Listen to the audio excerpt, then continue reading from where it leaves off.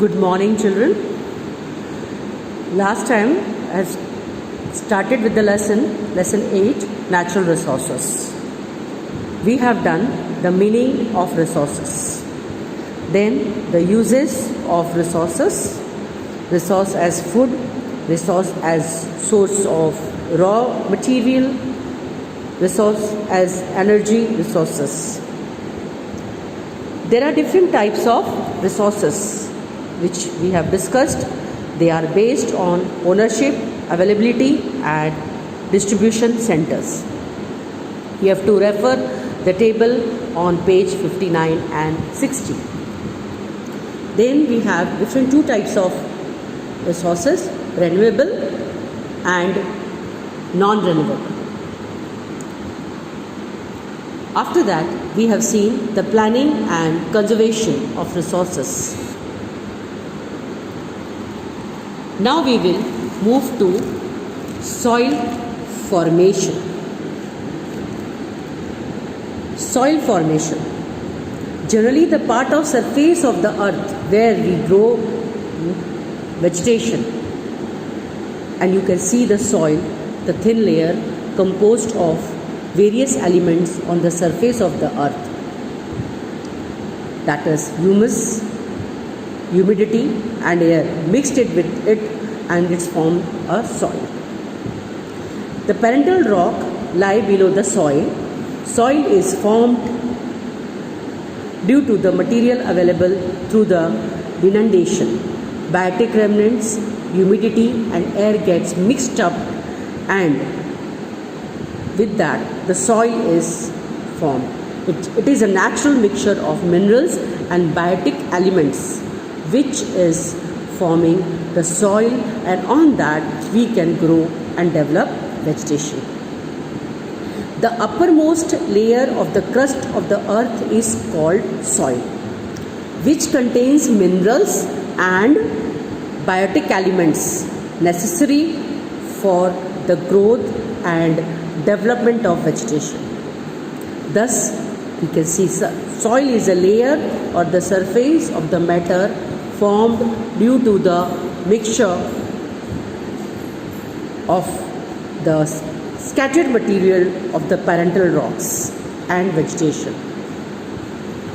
Factors of denudation prepares very thin layer through the denudation of rocks. The humus formed due to the disintegration or decay of the vegetation or insects is added into it. Children, I'll give you one example. If you had been to the garden, what you see there? Accordingly, you can see some leaves falling down from the trees, plants, and they are gathering down on the surface of the earth, and afterwards they get mixed up with the material which is already there on the surface of the earth, and that becomes a soil. And the richness of the soil also comes to this. These biotic elements play a very important role for vegetation. Then the climate is also having a good impact in the soil formation. It is very important, and it is forming different due to the different types of rocks in different region. They gives the different results. Climate influence on it. Basically, soils are classified on the basis of their color, climate and parental rocks, structure and humus. Different region is having different types of soil. Now we'll see the types of soil. Indian Council of Agricultural Research, ICAR, has divided the soils of India into 8 types: alluvial soil, red soil, black soil, literate soil, desert soil, mountain soil, forest soil, peaty and marshy soil. We will be going through it one by one. The first one is alluvial. You must have heard the name alluvial. Alluvial basically is formed in the delta regions of Mahanadi, Godavari, Krishna, Kaveri rivers. The formation of this alluvial soil is in the deposition by the rivers. There is more proportion of potash, phosphoric acid and limestone. Soil, and there is less proportion of nitrogen and humus. If the crops of a pulses is grown in this region, like wheat, paddy, sugarcane, jute, cotton, maize, oil, seeds, etc., grown in this soil. If you see this map, you will come to know the different types of soil are found in different places of India. You also have to practice this map, children. These are the major soil types of India. Now we'll go to the next one, red soil. 19% of the total land of India, it is spread from Tamil Nadu, that is peninsular India, up to Bundelkhand in the north. Bundelkhand means almost the middle part of our country, till Madhya Pradesh. And from Rajmahal Hills in the east up to Kutch. Such soil is found in the districts of Udaipur, Chittorgarh, Dungarpur, Banswara and Bhilwara.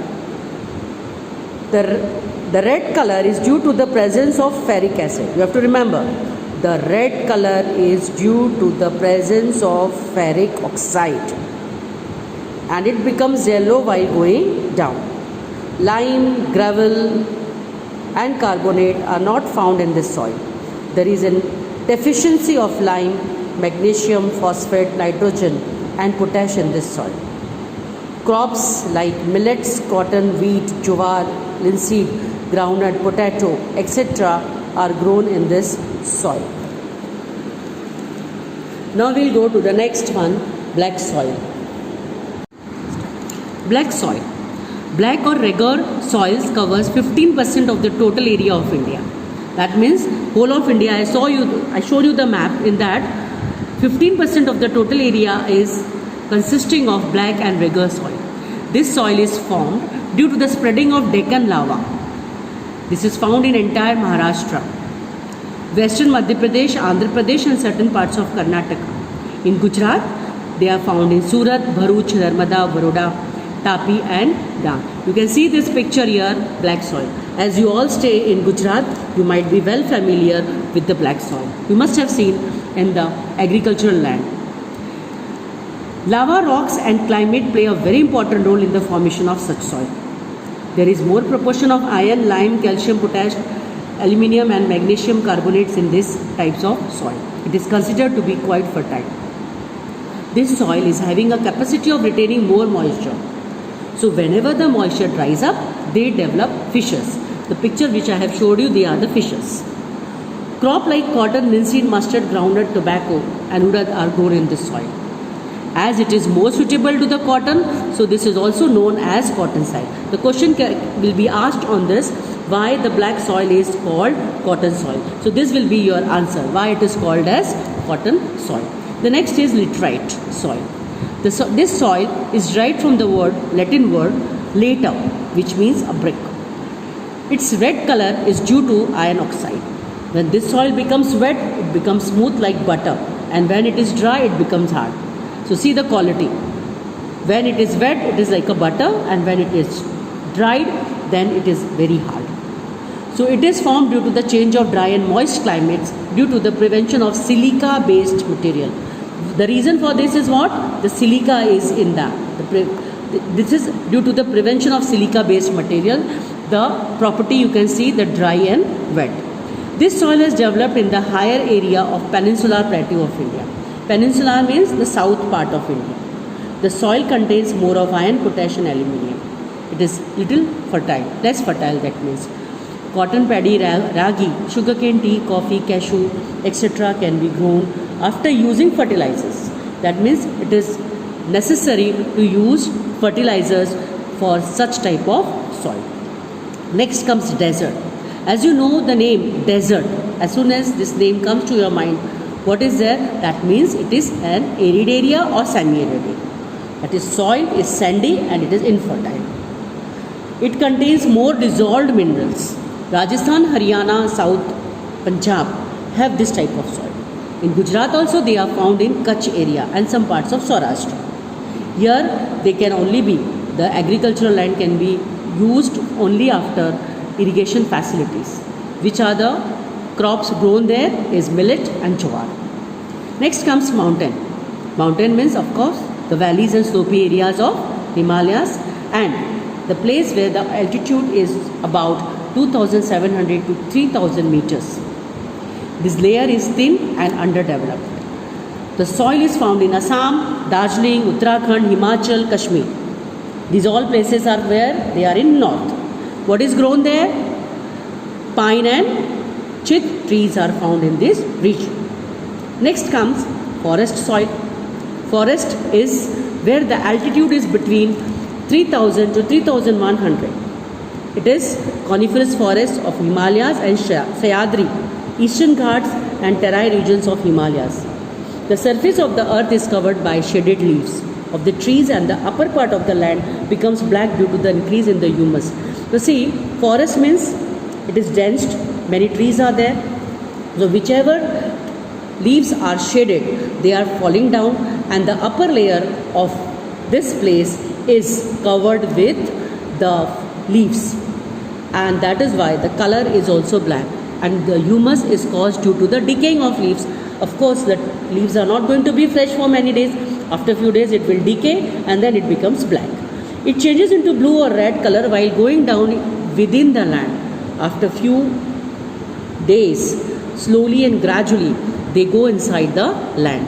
So how it becomes useful? Tea, coffee, spices and other crops like wheat, maize, barley, paddy, etc. are grown there, and this soil is having a limited area. The last one is marshy or peaty soil. This type of soil develops in humid regions due to the accumulation of biotic elements. You see, when there is a rainy season, the land is submerged under water, and when the water resides, paddy can be grown there.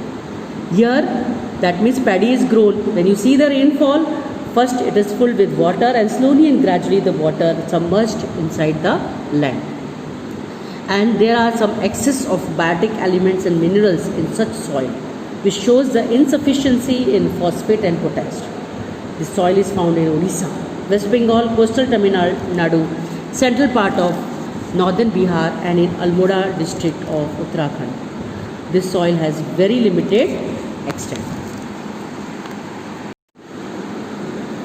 Now children, see the picture 8.4, soil erosion.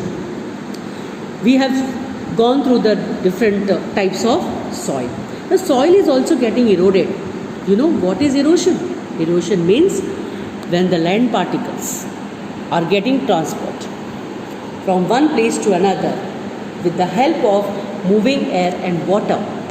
In other words, faster transportation of the particles of the surface from one surface to another with the natural force. Try to understand what I mean to say. Already there is a surface of land, soil is there, but due to air, water, wind, they are moving from one place to another naturally. That is giving the result to soil erosion. For after many years, from the upper layer, it is moving to the other part of the land. If the soil particles are carried away because of heavy rain or by stormy wind, the agricultural production decreases. That means the fertility of the soil decreases. So it is extremely necessary to maintain the upper layer for agriculture. Now since when the human beings are living on this land, on this planet, we are using the land for agriculture. So we have to be very particular to look into the matter of soil erosion. That means we have to maintain the upper part of the agriculture. Now we'll see the measures, is how we have to control the soil erosion. First of all, we have to control through taking care by grazing activity on the land. That means animals who are grazing on the land should be controlled. It is not we have to stop it, but we have to control it. Plantation should be carried out in the counter method in slopy regions. Wherever there are mountain regions, slopy regions, so we have to continue with the plantation of the trees so that it will be supporting the slopy regions. Plant trees in a fallow land also. Fallow land means that the nearby lands also, wherever we are using the land for agriculture, the other part of the land should also be used for planting the trees. Construct check dam where there are streams. Jharna, you know jharna, हम लोग ने देखा है कई बार, isn't it? So there you have to construct a check dam. So water will be accumulated and then definitely it will be used for the land. Cultivate very deeply in the field to reduce the speed of water. So water should not just flow out. So cultivate deeply so that water will be submerged into the land. Now we'll talk about soil erosion. Now you have to conserve it. Measures we have seen to prevent the soil erosion. Now we'll come to the next point, soil conservation. Soil conservation means to prevent the soil erosion and to maintain its quality. We discussed just now, we have to maintain the quality of the soil. Soil conservation is directly connected to retain the soil particles. Just opposite, soil erosion, where the particles are moving from one surface of the land to the different parts of the land. Here you have to retain them. Different remedies are used at different places in the world according to the location and problems. If the soil is not conserved, then there are chances of floods, which enhances the risk against lives and property. Thus, soil conservation is very much necessary. Now, these are the pictures, methods of soil conservation. Surface runoff water. That means, see, this is the surface. If this is the type of a surface, the water will flow fast over the slopes. Next is water harvesting in the terraced slopes. Most of the water is stored therein.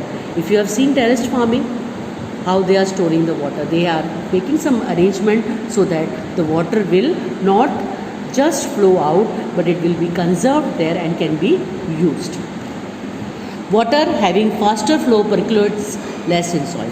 Here, if it is flowing so fast, it is not going to percolate. मतलब ये पानी इसके अंदर नहीं जाएगा. That is why water accumulated on the terraces percolates slowly and raises the groundwater level. So this is the other part of it. Now we'll see what is the remedies of soil conservation. The root of the forest cover hold up the soil particles. See, if you are not cutting the trees of the forest, you are conserving the forest. What the forest is doing, it is covering up and holding up the soil particles. Plant trees in the river gorges and on the mountain slopes. I told you during prevention of soil erosion, you have to grow the trees near the mountain slopes and also where the agriculture land is already there. Into the fallow land you have to grow the trees. A series of trees should be grown near a desert regions to prevent the wind which having more velocity. It will stop the advancing desert. Because if we will not grow tree near the desert region, definitely the increase of the desert will be more and more. The river floods should be controlled by diverting their flow in other rivers or in dry river beds. The river which is flowing, it has to be diverted so that the dry beds will also be getting the water. So water will be conserved. The unrestricted pasturing loosens the soil layers on the mountains. So it should be prevented. That means in measures to prevent soil erosion, we have seen the first point, control the grazing activity on the land. So it has to be taken proper care. Now this is a terraced farms, horizontal cultivation. I think children you might have seen this all.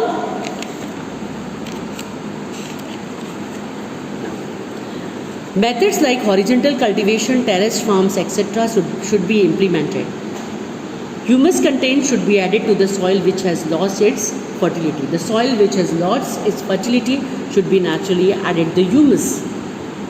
By implementing these remedies, soil can be conserved. The conservation of soil is a strong necessity today.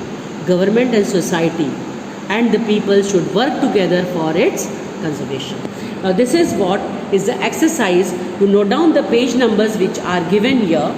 I think you will be able to find the answers. They are very easy, very simple, and just note it down the page numbers and mark the answers and be prepared.